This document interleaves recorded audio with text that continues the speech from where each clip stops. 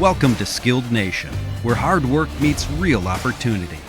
From welding and electrical to HVAC and the trades that keep this country running, this is where skills turn into careers. Skilled Nation is sponsored by Tulsa Welding School. It's a way of life, a badge of honor. At 180 miles per hour, every detail matters. But what most fans never see is the skilled work behind all that speed. The wiring, the fabrication, the welding, the HVAC that keeps these machines screaming on the track.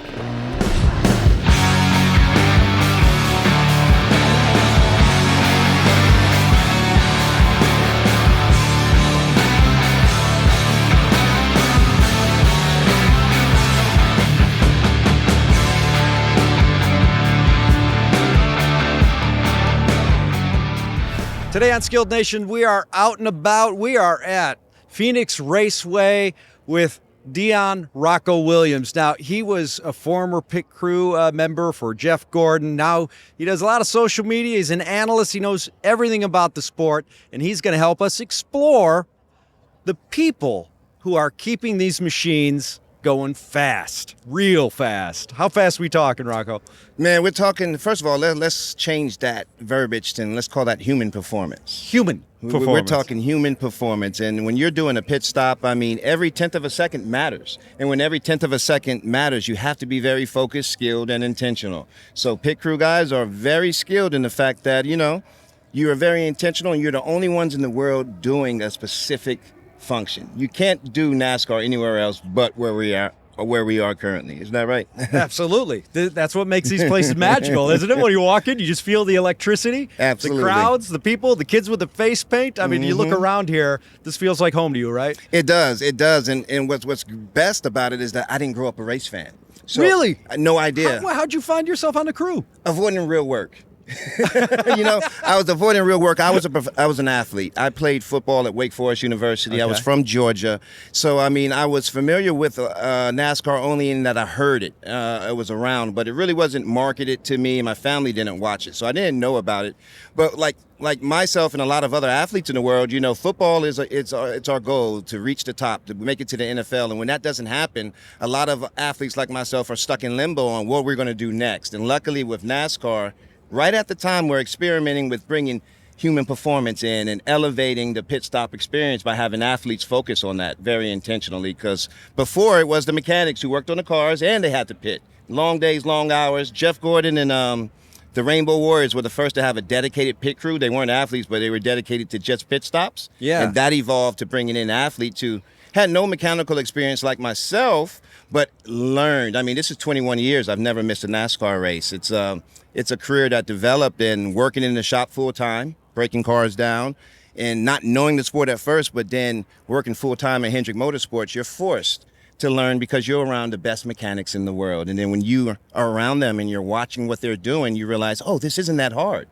As long as you're organized, and passionate about what you're doing, because when it comes to NASCAR, accountability is very high. Yeah. It is. Those checklists are very high, and you could be the best driver in the world, but if your team isn't prepared and your truck driver isn't there, or logistically you don't get, everything has to fall into place, and that starts well before you arrive to the track, in the fab shops, in the truck bays, in the washrooms. These teams are meticulously organized to a point where they're not all the same, and that's what makes these race teams different. That's what makes car chiefs different, mechanics different, interior specialists different, welders. Put it this way. You mentioned when we were talking earlier about the welders. Yeah. When we go to a super speedway, there are rock stars. Why? Because they are able to bend metal and find a way to make a car look the same, but it's not. Little nuances with just hand painting paint schemes as opposed to using wraps because of the aerodynamics of shaving down bolts, just to keep that surface as smooth as possible, finding speed wherever you can. Once I fell in love with this sport when I realized how meticulous it was and how detailed it was, and it wasn't just turning left and right. There's a lot of moving parts, and you have to be specialized in more than one area to really do well in this sport. And That's where we are today. 21 years later, I feel like this is America's best kept secret to athletes like myself and sticking ballers who really don't pay motorsports any attention. Then they come here and they're like, whoa, what just happened? You know what I'm saying? And then they're blown away and they start looking at other opportunities or how to get involved. Well, I love this. Rocco, you're talking about athleticism, right? Bringing athleticism into the pit. And I think when I see a pit stop happening in less than, 12 seconds? Something like that, right around there? Less than 10 seconds now. Less than 10 seconds. Yes. And I'm thinking somebody has to catch that, pull that off, that heavy tire. Yes. There's some strength. Yes. There's some precision, Yes. right, in getting it on quickly, getting those Can I bolts on explain quickly. that? Yeah, I please. love that you're talking about that because you're held to a certain standard. As a tire carrier like I was, you have to, in order to perform a 9-second pit stop, you have to have a 3.2-second runaround. You have to put the tire on in 1 second or less. The tire changer has to hit that lug and has it off in 1.3 seconds or less. You put the tire on, you secure the nut, you run around 3.2 seconds, you repeat that on the left side. Everything has to align to get that 9 second. Now, mind you, we are humans doing that. You'll get 9 seconds every time when everything is perfect. But the driver, he has to come in perfect. If he doesn't and he slides too long, even 2 inches, if there's a car in front of him and he has to go around because he didn't qualify well, we're going to lose about 0.4 of a second just getting to the car compared to everything else. Everything is accounted for. Your tire catchers, like you said. I have a rule named after me. I called it the Rocco rule because, I've pitted a long time, right? So back when I was pitting for Jeff Gordon, he was leading the race. I'll give you an example of what happened. I roll my tire to the tire catcher. He does not catch it. We get penalized. Crew chief's looking at me, Rocco, what happened? Look, he didn't catch the tire. So next stop goes around. Jeff drives all the way around after being penalized. It happens again. They're looking at me. Oh, my gosh. So the specialist in me takes my responsibility myself. I control my own destiny. Instead of rolling that tire to him, when it comes off on the right side of the car, I pick it up and bounce it over the wall from the right side of the car. Now, what that does is you don't have to catch it anymore, and it's over, right? Yeah. But it also allows me to get to my tire faster because I'm not babying it to the wall. I did that for about 6 races or so until it got caught on and people started seeing it on TV because nobody else could throw their tires like I could, right? Next thing you know, the rule changes. All tires and equipment must come back in a controlled manner.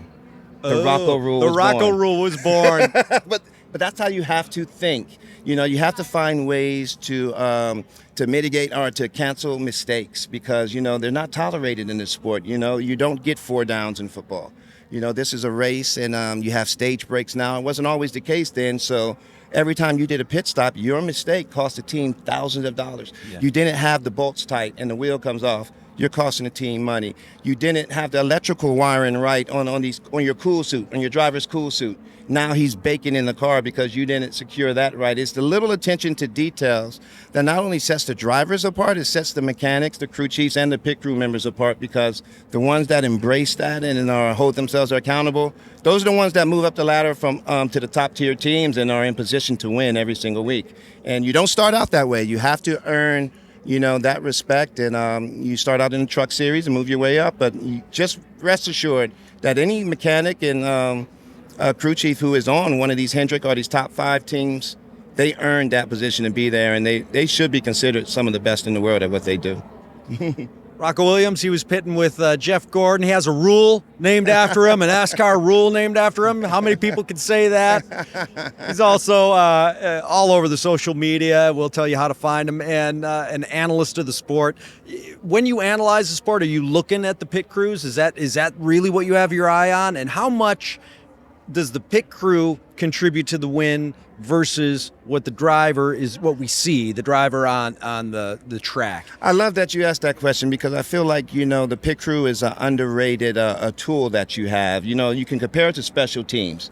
You technically can't win the race with them, but they can prevent you from winning. Yes. For here's the fact of the matter. Everyone has to change their tires at a certain point. You just have to. There's no avoiding it. So when that comes to fruition, let's say my pit crew does 9-second pit stops all the time, all right, period. And then the leader of the race is a 10-second pit stop guy. His crew can only do 10-second pit stop. He has a 200-foot lead in front of me. Okay. All right, he's ahead of me 200 feet.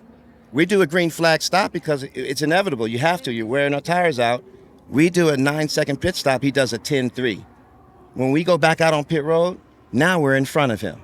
because of that. Right. And now that we're in front of him, dirty air affects that car like it was affecting us. He can't pass us anymore. We pit again, we get further ahead of him. That's how the pit crew helps the team win, by not messing up. Right. By letting the driver, by putting the driver out in the same position he came in. We're not trying to gain spots on pit road. You're not trying to beat anybody. You're just trying to do your job and wait for everybody else to mess up, because they're the ones who are going to lose the positions. So you talk about this, and in the skilled trades, we talk about all the time. People might be working for a shop, right? And Yep. if they don't come out to a job with everything they need, right, they've cost their shop money. Not only that, the optics of this is the Cup Series, right? That's stuff that happens in the Truck Series and the ARCA Series, not coming to the track prepared. The biggest example of that is on Sundays, these teams are tuned, and these cars are tuned to the point when they roll off the hauler, they're pretty close to where they're going to be when it's time to race, because of the preparation back at the shop. Now, there are certain teams that when they come here, they didn't have all that done. They were behind. Maybe they had less support in the shop, or maybe they wrecked their car, and then maybe they only had 2 cars and they don't have all these cars and they're behind, so they have to do it at the racetrack. When you're doing that at the racetrack, the teams that had it done at the shop, they're focused on other things, strategy, Right. fuel Right. mileage, and how to get that. So once again, you're behind before the gun goes off. and you can't catch up. So it comes down to the organizer, your crew chief, your general manager, your shop foreman, the ones that can highlight and spotlight those talents that can get stuff done at the track. Yeah. And then you have to highlight that talent that does well, at the track and away from the track, because that's 2 different personalities. But if you can mesh that well and get a way to get both of those teams to work as one, those are the teams that are successful every week, and they don't have a lot of turnover, and they utilize their resources very well. There used to be a point where you could bring anybody you wanted to the racetrack. Now with NASCAR, they've limited the roster sizes, so you have to be very specific with who you bring. So you have to have skills. You have to have specialized skills. Those are earned. Yeah. Who you bring to the track is somebody who earned that at the racetrack through their skills, showcasing that they're dependable. Their parts look the way they need to be. The wells look the way they need to be. They're on time. They have all their measurements in the right spot. Those are the ones you bring to the track. I'm going to throw out, Rocco, some skilled trades, the Okay. kinds of training that Yep. we talk about a lot on Skilled Nation. And you tell me, is there a place for it in Yes, a pit I like crew? this. Okay. Okay. We've mentioned welding, so I'm Yes. going to skip welding. Talk about fabrication. Absolutely. When you're talking about fabrication, and when you're walking in the garage, and you're looking at the hospitality setup, you're seeing the hero card stands, you're seeing the stanchions, you're seeing the way the different pit boxes look, okay? One thing about NASCAR, it's a monkey see, monkey do. And when you see something, you want to outdo everybody else. You get what I'm saying? So your fabricator was your rock star. I've seen fabricators at Hendrick Motorsports. I would just be amazed how they could take one piece of metal and they could shape it into the number 5, put holes in it. They can make it look unique. They can make it into the Kellogg's, Tony the Tiger, and they could really add personality to your race team. They're very coveted, your fabricators are. That is, it's not as used as much with this new car that we went, where we're not using sheet metal. Our cars are different now, where we don't have to have a lot of metal parts, and that was by design to create parity in this sport. Gotcha. Because your best fabricators were all there's nothing you could do. Yeah. All the big teams had them, and you couldn't compete with them. And you couldn't compete with them because what they're able to do with aerodynamics. With the I metal imagine. and the shaping of it, it was just, yes, your fabricators were the rock stars, your fabricators and your metal shapers, especially inside of a race shop. Not too much at the track. That's Sure. more of a race shop thing for your guys who don't travel as much. Gotcha. And crash repair, where you might need quick fixes on your well at super speedways, because you're allowed to fix your cars when you wreck, and when you're running from points. If you have a well, Can you have a welder in the yes, all the teams have the welders on site? on site. Back when I was pitting and when we had the older version of the car, when we would wreck, we would fix our cars and we would practice how to do crash repair. So you would have all your skilled welders and your body men at the track with you, because that would be the difference in winning a championship or making the playoffs. When you wreck and you wreck with 3 or 4 cars, we fixed ours and got it back out there and ran 3 more laps. Y'all didn't. And now Got we it. gained 2 or 3 more points over you. That's where it comes, and that's how meticulous this is, and these points are so valuable, and you have to start collecting them right at the start. So direct transfer of skills from welding, fabricating. What about electrical? Electrical, oh my gosh, the gauges in the car, all right? Anything, the gauges, the battery, anything electrical in the car, that is your We call that was your retirement position. Because you started in the shop as a tear down. Okay. All right, that means when the car comes back, you're stripping the car, you're checking the parts, you're washing it. That's tear down. That's what you do. From there, you move to rear suspension and fuel cell. Fuel cell is next. You take the fuel cells out, you take the tailpipes off, you inspect those, you clean those. Next is rear suspension. You do that. Once you figure out how to take all the rear suspension off, you move to front suspension and then motor. Now, once you figure all that out, and you do that for a few years, you're like, man, I'm tired of being dirty. I'm tired of all that. And if you're in a small body frame, most of your electricians are small because you got to get inside that car, you gotta get right? in there, right? Me, I wouldn't be good in electricals. I'm a big guy, right? But your electrical, you always stayed clean in the shop. Okay. You didn't get dirty. Okay, you're so working with the wires. Pro tip, you could pick out the electrical guy because he's clean. Yes. At the shop, he's clean and probably small. And he's very, very well organized. With the wires. You have to have an organized guy doing electrical because, you'll kill yourself. And long story short, there's no gauges in these. There's no fuel like, when I'm running out of gas. Everything is predicated on these gauges and math, and it's very rudimentary with how you calculate these these numbers and these matrices. But so you don't want to have that like in a consumer car. You will have all those gauges. You probably want to get rid of those because it's weight. Wait. Just This get rid is of a weight. driving cage. Yeah. These aren't like the cars that we drive with all of our Where's creature my cup comforts. holder? No, there's not all of that. And I would think that, but you want less is more in this sport, but there's still ways to get a little bit of those driver comforts, creatively and not lose speed. And that's where the crew chiefs make their money, Gotcha. and how to get that done and not have issues or things fall apart, So we talked about fabrication, we talked about welding, we talked about electrical. What about HVAC? When you talk about cooling systems, I'm used to, again, in a consumer car, the one I drove here today, right? I just have your basic, radiator, and it's keeping essentially my engine cool. Yes.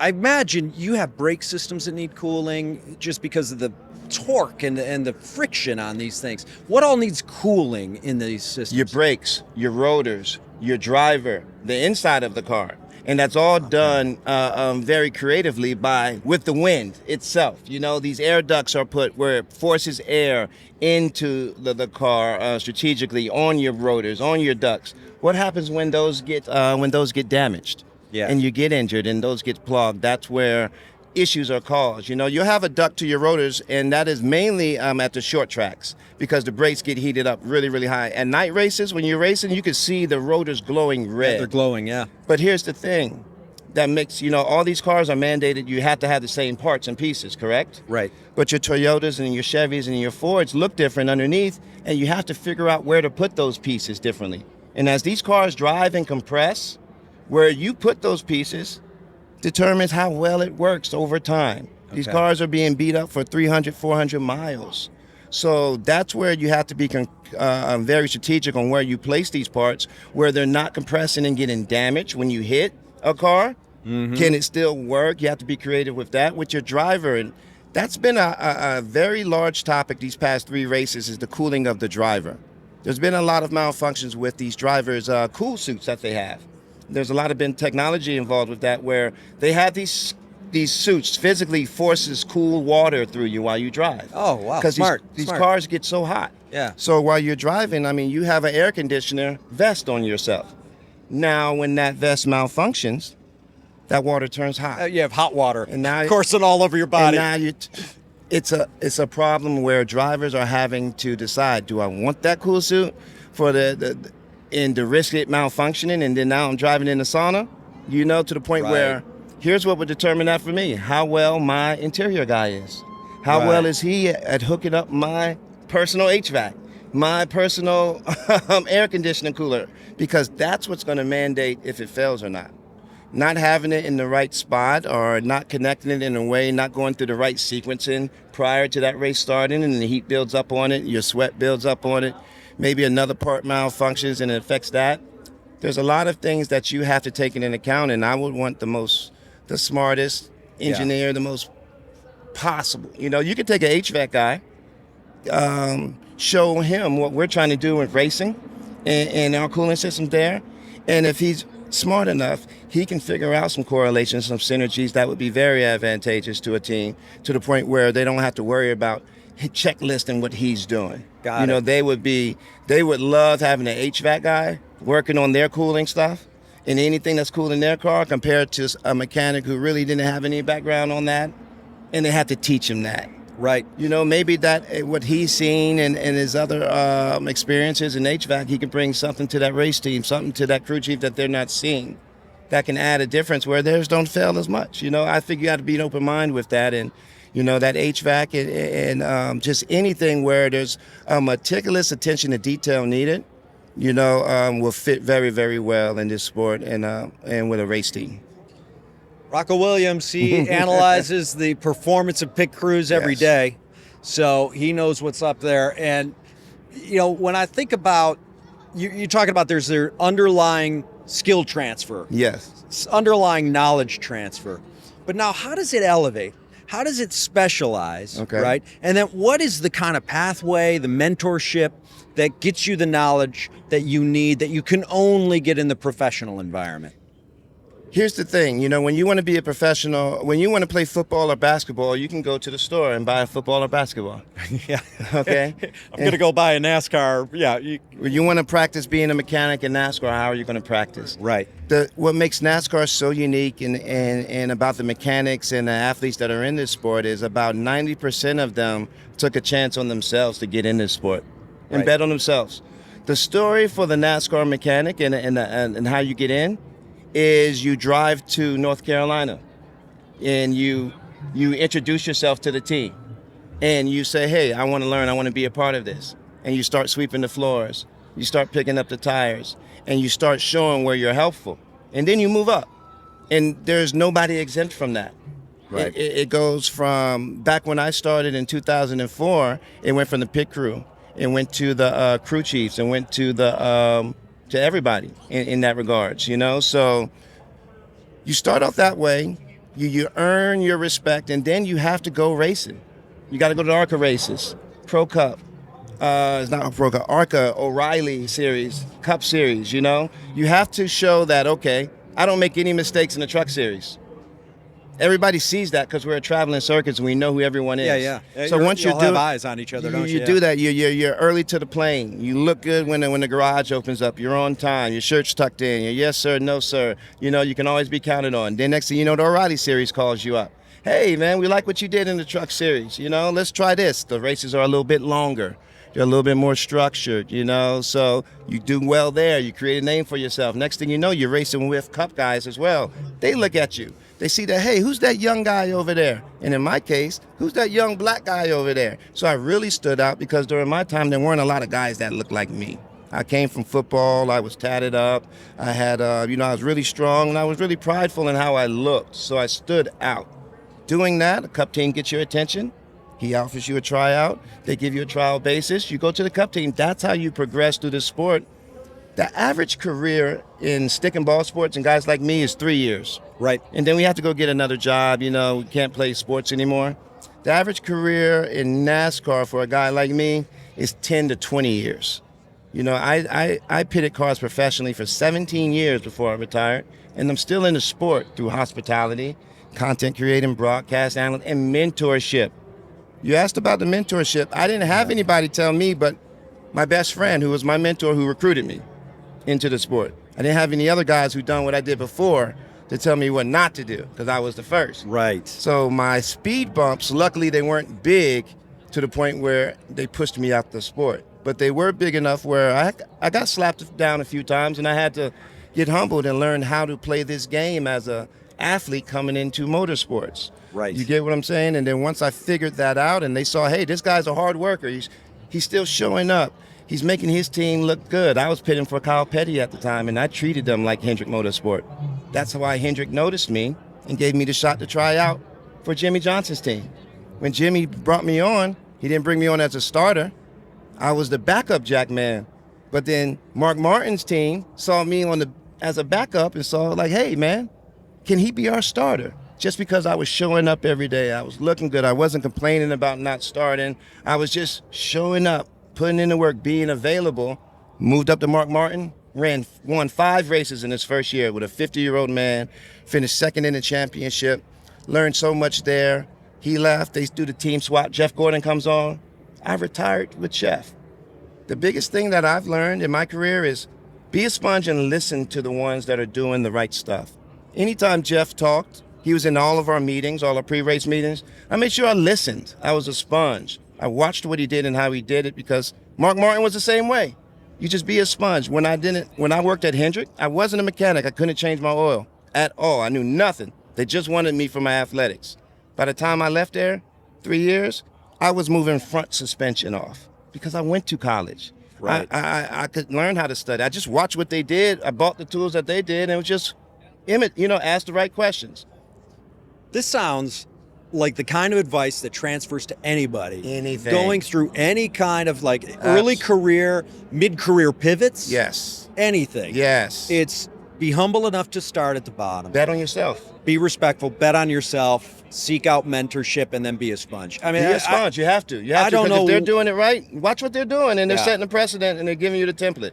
Don't be someone who doesn't, want to do it your own way. Watch the guys that are doing it before you and doing it well, and take advantage of your resources and your opportunities. There's nothing like being at the racetrack and talking and introducing to people doing what you're doing. Yeah. And that's what you're doing now. This is myself, and I'm on around the track or in Charlotte all the time talking about this in NASCAR. We're breaking down this stuff, and I tell these guys all the time, take advantage of the opportunity of being in Charlotte around these teams.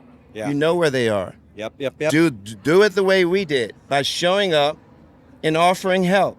A team is never going to turn down help. Don't ask how much I'm going to get paid. Nope. Don't ask, what the hours are. Don't ask, hey, what do I have to do? Just say, hey, how can I help?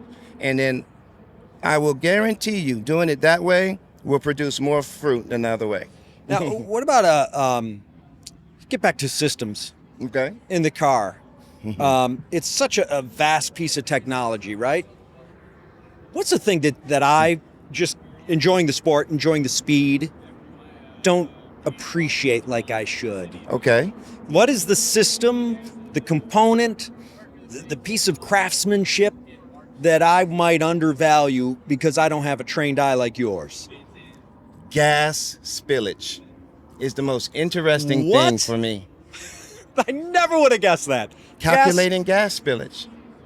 You're talking, so when they pit, among the things you do, you change the tires, you see a lot of the things, you always fuel up.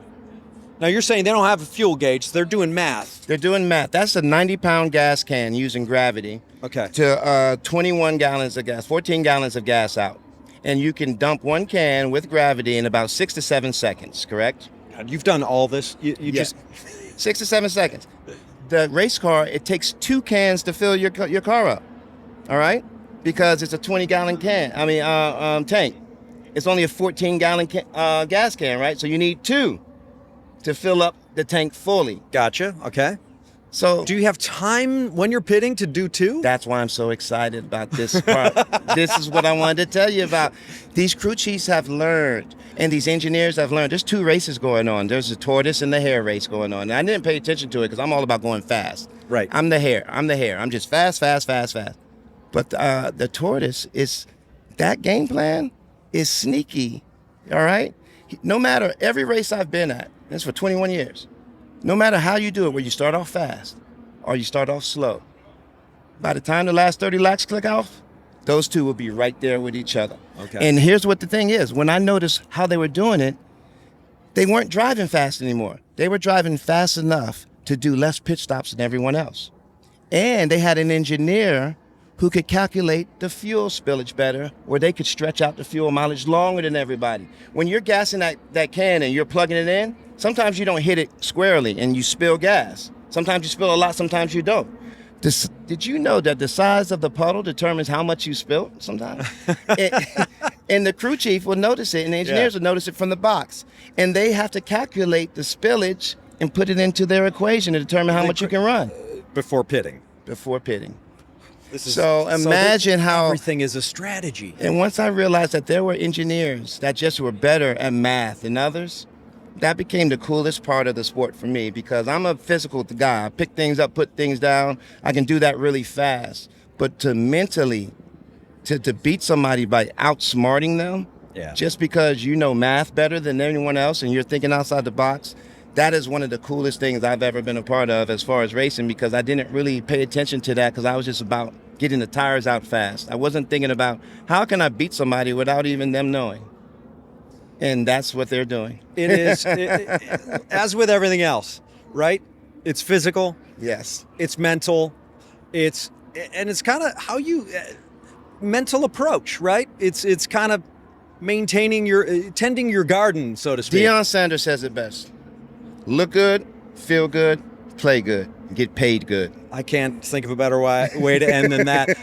How can we find you? I know you're doing a lot on social media. Yes. Tell me what you got going on, how we can find you. You can find me on Rocco Slaw, ROCKO SLAW on Instagram, all your networks, and you can also tune in to Around the Track on all your local news outlets as well. And we'll be breaking down the NASCAR stuff there. You will soon see me on a podcast called Men on Pause. You can find me on YouTube on there. Okay. 30 to 50-year-old. Great name. 30 Great to 50-year-old guys married for a long time, traveling on the road, talking about real-life events, and we're dropping dimes and knowledge like we've been doing now, to all of our little mentees in the sport as well, and our future 30 and 40-year-olds. Well, I love the fact that you've taken it upon yourself, and it's important to you to fill a mentorship role. Yes. Because you clearly have so much knowledge to share, and I know that for a lot of the people listening who are saying, well, gosh, that's what I want to do. Yep. How do I get there? They can know that if they're learning skilled trades, there's a path. Do you know how many times I hear that? How can I get there? And the first thing I ask is like, hey, where do you live? Phoenix, Richmond, Texas. Move to North Carolina, bet on yourself, and just introduce yourself to a race team on what you want to do and how you can help. 9 times out of 10, before you go back, you'll have yourself a job. You just got to bet on yourself and believe in yourself. All right, winner there. Rocco, thank you so much. Dropping the knowledge. Absolutely. And helping our listeners know that there is a path for them as well. Rocco Williams, he is, he pitted with Jeff Gordon and a lot of others too. Yep. You heard him on the socials. He's an analyst. You can see him on your local TV station, your local Next Star. So look for him there as well. This is Skilled Nation. It's Badge of Honor. All right, Rocco is in the mentorship phase of his journey, but there's a whole new crop of young bucks entering motorsports that are using their skills and precision to move the speed forward.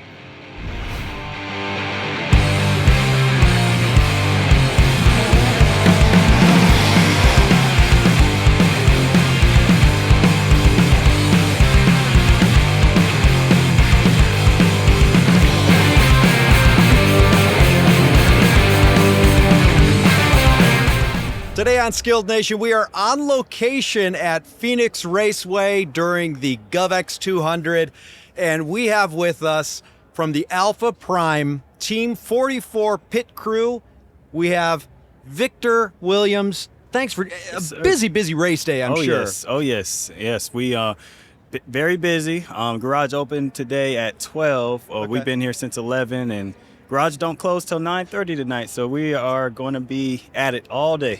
It's going to be a long day. Thanks for taking time to join us on Skilled Nation. No problem.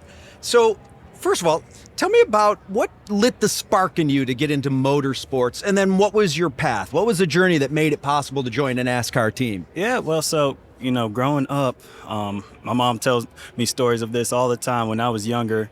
When Lightning McQueen, the first Cars movie, when it came out, I was 3 years old, and I was hooked. That movie hooked me into, racing. And then, of course, growing up, I always had the races on. I was a huge Dale Jr. fan as a kid, So I'm glad to be the mechanic that I am. Growing up, I always wanted to be a race car driver, and so I was in couple racing programs growing up, raced down in Virginia International Raceway, but to race you need deep pockets, and you also need to be good, and I wasn't the best driver and I didn't have deep pockets, but I knew I wanted to be in racing some way somehow, so took the mechanic route, and here I am today. So. And see that now that's interesting to me is because you see the speed of the cars, right? And right. You see the driver kind of as the face of the team, right? Right. But there's a whole team behind it, and you found a pathway onto that team. This fascinates me. The race weekend, you're just here for a few days, right? Right. So what does your week look like?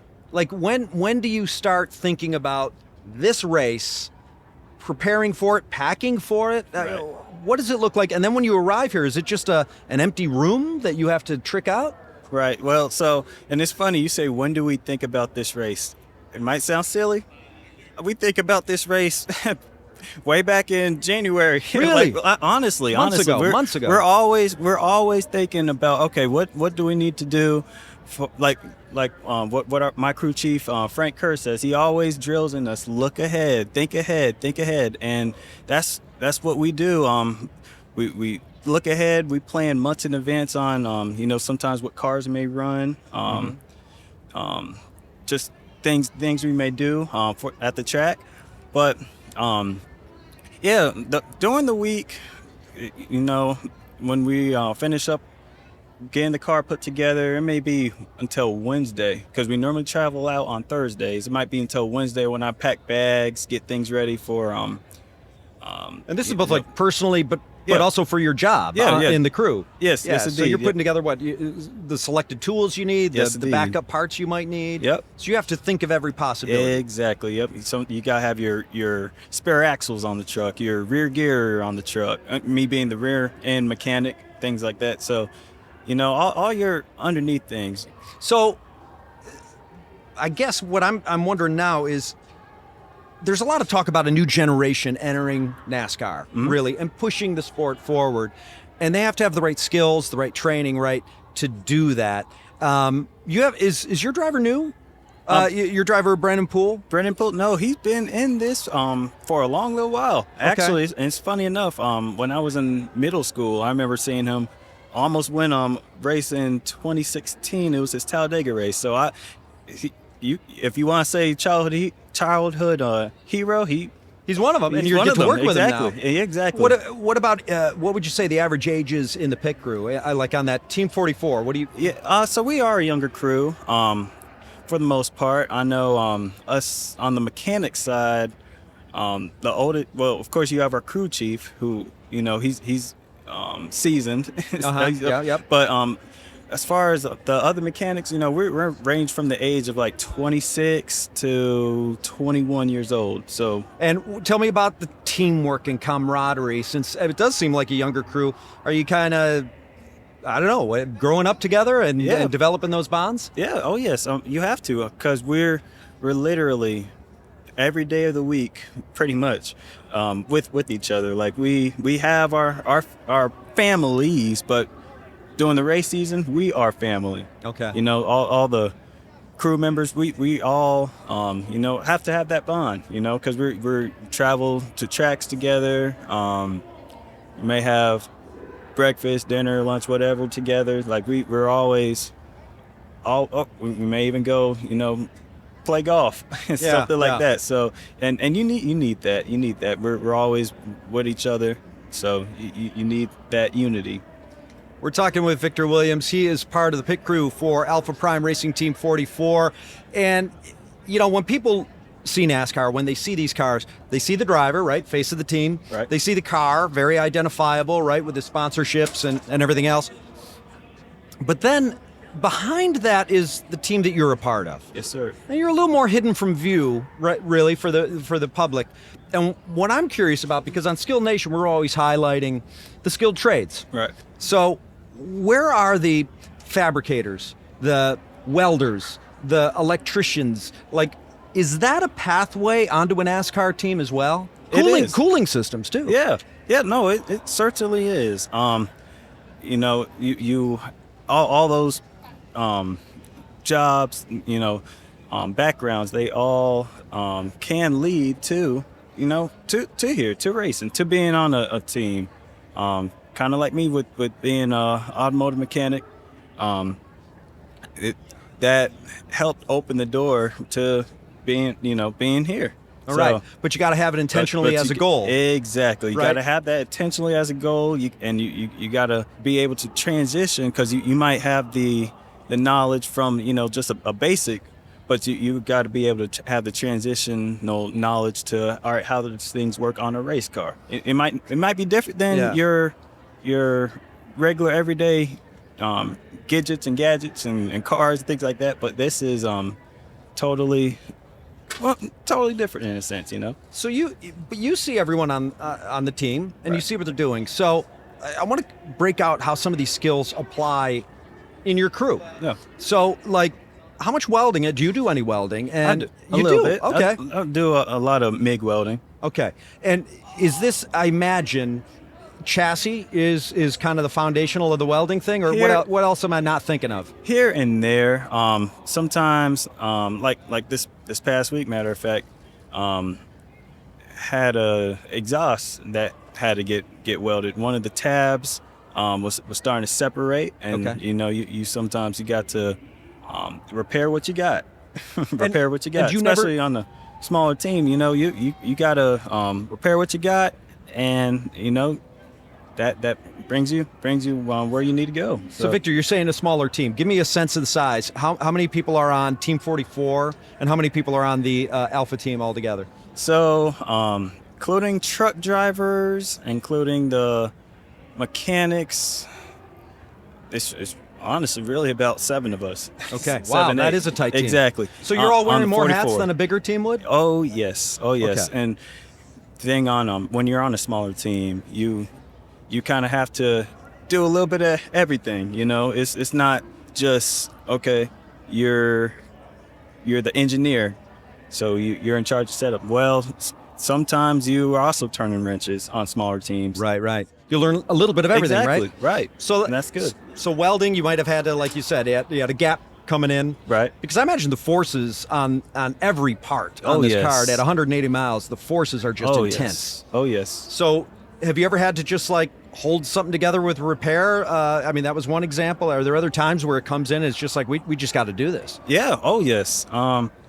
Sometimes even, and this isn't necessarily repair, but you know, there's sometimes, and this what most teams do anyway. But you have it to, if you have to get your rear camber correct, you might have to heat a certain area on rear end housing. You know, get that right. Just so you can like bend. You gotta Right, heat it exactly. up a little bit. Okay. Yep.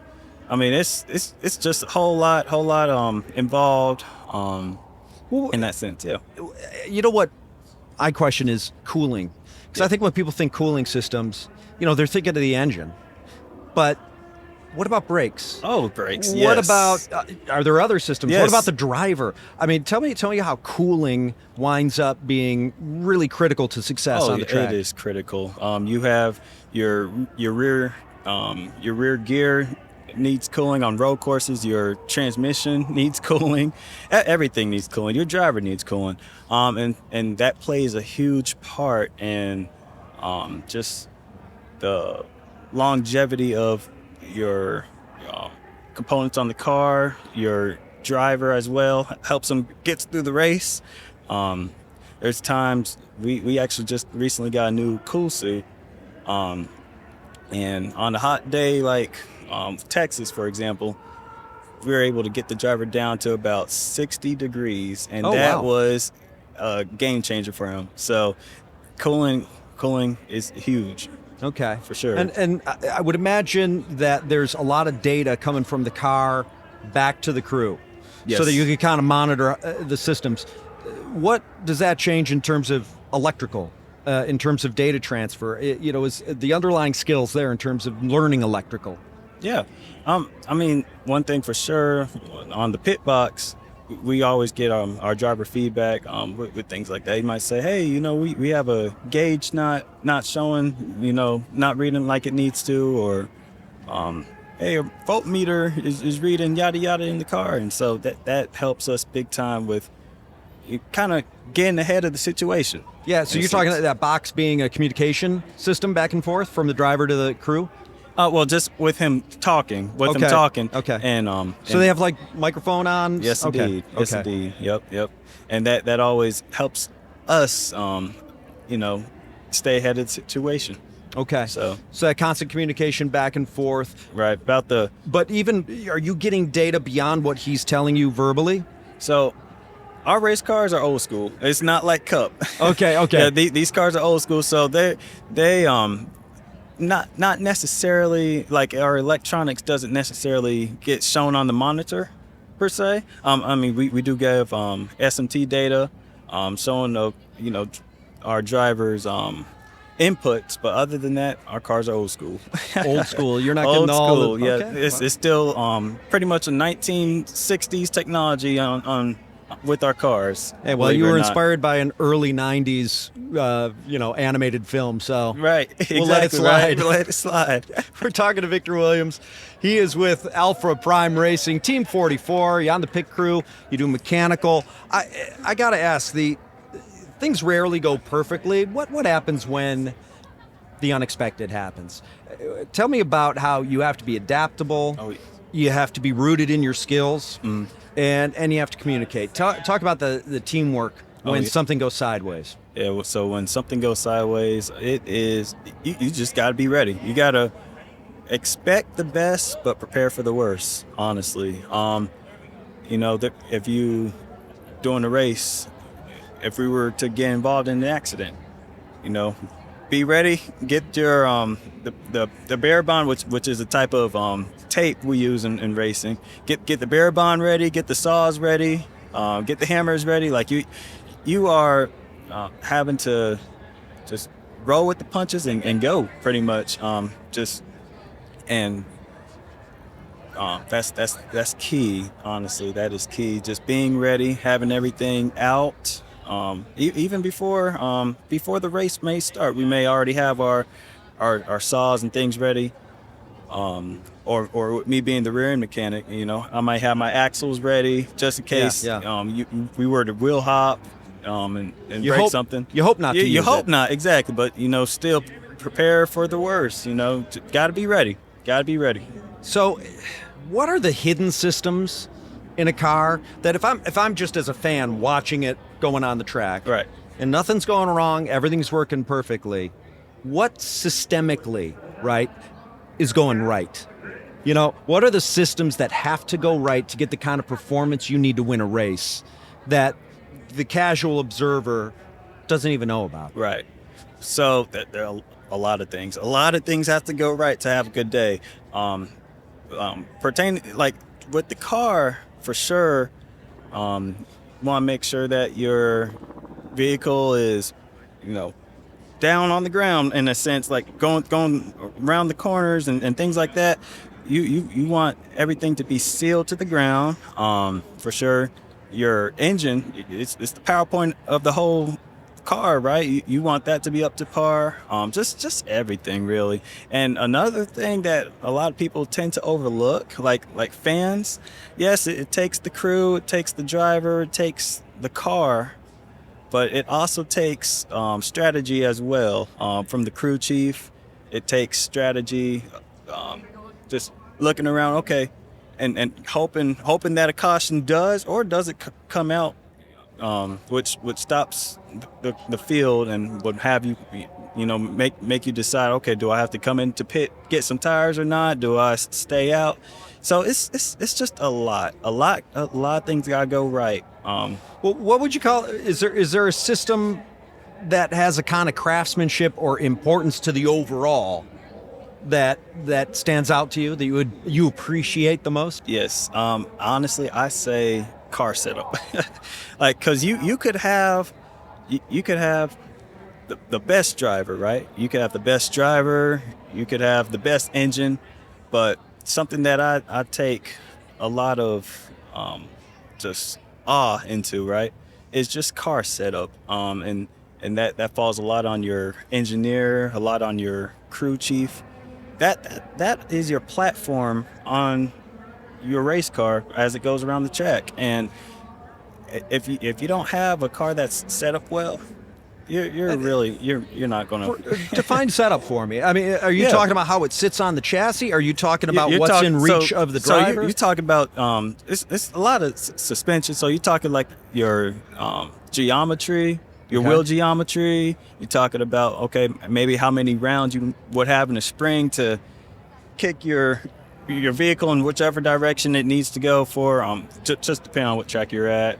Or even your track bar, or how far over do we want our rear end to go? Just things like that. Tire pressure as well. That's part of the setup, because the tire guys are very crucial.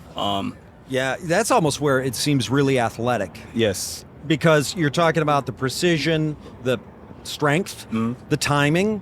I mean, you're really talking about athletic traits Yes. there. Oh, yes. And you look like you're in fine shape yourself. Well, thank you. What is the athletic component to this, the human component to Yes. this? Because, in the skilled trades, we hear all the time, it's Phoenix in the heat. Right. If you're doing HVAC, you're going to be in an attic when it's 180 degrees in that attic. You're Right. going to be on a roof in the direct sunlight, and you have to have a certain amount of connection, and you need to take care of your instrument. You need to take care of your body to some degree. How is the athletic component in NASCAR? Oh, it's up there. You like, especially on hot days, like not necessarily today, but Texas, for example, hydrate.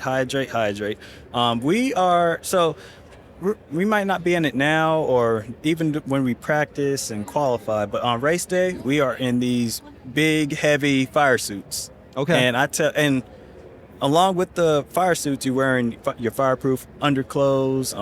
You're wearing your face protection. And a helmet, all that in the heat. So Oh my gosh. it takes a lot. I mean, you could sweat out 5 pounds and not even realize it. So hydrate. Hydrate. Yes, Yeah. indeed. The same thing. That's the same thing in the trades. Oh yes, honestly. And Right. sometimes you're crawling into really tight spaces. I imagine you get that sometimes with the mechanical as Oh well. yes. Oh yes. Where you're doing yoga or Which it kind of benefits me being the tiny guy I am, right? I could get in tight places. My crew chief may be like, "Hey, Victor, go under there, and you can reach it. You got long arms." So, talk about a pit stop. They happen in about how much time? a good pit stop in our series, like 12, 13 seconds. 12 or 13 seconds. Right. All right. How much can you do? And also, do the trades, like the trade skills, come into play? And what's the communication like? What are you thinking about when you see that car coming into your pit area? So, and I'll tell you a story. So this was back in 2024, my first season in this series. At the time it was called the Xfinity Series, but we were in Portland, Oregon, for the race, and the pit crew guys was us mechanics, which was pretty interesting. And so we had to, when the car came, I remember the first pit stop. Here comes the car. I'm like, oh snap! Here I go. Here comes the car. This is it. And you just gotta be ready. The car comes at you, and you gotta go. You jump over the wall. Make sure your hose don't get caught in the, underneath the car as it coming around, and make sure you hit all your lugs on and off, and the fuel guy, make sure you get all your fuel in the car. I mean, it is a lot. And even just me now, I haven't pitted a car since then, really. But I catch the tires, and you don't want the tires to bounce off the wall and go back out on the track. You Right. get penalized. So it's a lot. It's a lot. It's teamwork. It's teamwork, honestly. Yep. For sure. What about the cameras? What about the cameras, the crowd? I mean, you're doing all this not only in a high pressure thing because you want to win, Right. and you don't want to get that penalty, but you're also doing it under scrutiny. Yes. What does that do to your mindset? How do you get in the mindset to succeed under that kind of pressure? Right. It is. Like a lot of what is pressure, yeah. what's the mental and emotional toll? Well, so my biggest thing, I try to just ignore the noise. That's the biggest thing. Ignore the noise, because the noise it's a distraction. Right, Honestly, and I try to. I'm a Christian man, so I pray. I ask God, all right, what do I need to do to keep it moving? Keep my head up. Because you may have good days, you may have bad days, but regardless, you gotta keep it going straight. Stay good. Be your best, regardless on what situation you're in. So, but when you do make a mistake, right? Which happens. You got to learn from it. Exactly. So what is a mistake you've made that actually made you better at what you do because you had the right attitude about that mistake? Right. Okay. Because I think that for the trades, for anything, that's a lesson that we all need to do, Right. right? Is like a mistake is wasted if you don't learn from it. Exactly. Yeah. I mean, and mistakes happen, right? I remember my first year, and this is kind of funny. We're heading to Talladega, and I couldn't quite remember if I loaded everything up that we needed, right? Okay. So here we go. Oh, we that's get a to the nagging, track. Yeah, and here I am. doubt to have in your We're driving to the track, and I'm like, did I have that? I don't think I did. Did I have it? And so we get to the track, and what I'm talking about, it was jack stands, right?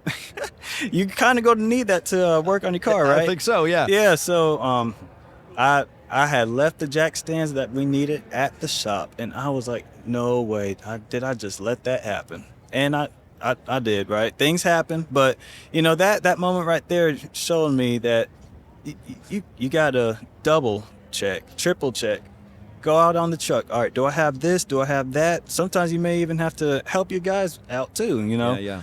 Hey, do you have this? Do you have that? Because we're a team. We're here to help each other. So So for people listening that might want to get on a NASCAR crew, right. and right now though, what they're learning are skilled trades. They're in an electrical program, an HVAC program, fabrication. What would you tell them about how much transfer there is of their knowledge base, right? Mm-hmm. And then how specialized will it then also need to become? Yeah. So kind of lay out that path. Like, I'm maybe a student listening right now in RSI or Tulsa Welding School, and I'm thinking, man, I'd love to do this. Everything Victor's talking about is resonating with me. So I guess two parts. How transferable is what they're learning to what they'd be doing in some stations on a crew?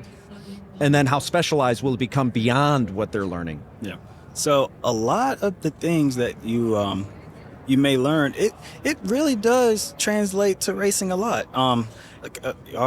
Especially in this in the O'Reilly Auto Parts series, our cars, like I said earlier, they're old school. They're pretty much like 1960s technology. So a lot of this stuff is stuff that's been around for many years. So it's not that necessarily is real difficult. What is real difficult, I say, is probably just staying committed to it, because it takes a lot of time out of your out of your life. It may pull you from families, things like that. But as far as with just technology and things like that, it's something that you could grasp on pretty well. Now, and another thing for sure, when it comes to these the electronics with these cars, you really got to make sure that what you do is done right the first time.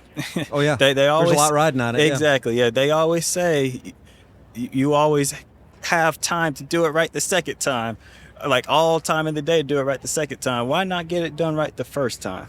So that's the biggest thing, because you want to try to keep from any failures on the track. You don't want any mistakes, anything like that. So that's the biggest thing. The components may be similar, not similar, but components may be simple. That's my word. Simpler, but you have to be flawless and execute. All right. So it sounds like, because that is a big in skilled trade training. Right. Do it right the first time. Exactly. Because you're costing what sometimes is a small shop, right? Right. You can be costing them a lot of money that Yes. they can't really absorb, right? So, that really carries over. It sounds like the biggest change might be lifestyle, a lot of road, being away from family, things like that. So if you can get around the lifestyle part of it and you're really drawn to the sport, you can actually get in with that welding, fabrication, electrical, or cooling background. Yep. Well, that's exciting. Yes, That's indeed. something to dream for. Oh, yes, it's a dream come true. I love it, like I said, and if little 3-year-old me could see what I'm doing now, he'll be amazed. He'd be like, oh man, look at you. Look at you. So I love it. Well, here you are. You made it. Pinch yourself. You're not dreaming. Yes, indeed, right? Boop. Well, I know it's race day. Yes. I'm so grateful that you took the time to spend with us talking about the skilled trades, how the skilled trades translate to NASCAR team, and really just about your journey. I appreciate it, Victor. Yes, no problem. Thanks for having me. This is Victor Williams. He's part of the Alpha Prime Racing Team 44 pit crew. This is Skilled Nation. Look, precision matters in the skilled trades. You want to do it right the first time, so you don't have to do it a second time. Hey, listen, thanks for watching Skilled Nation. Badge of honor, a way of life.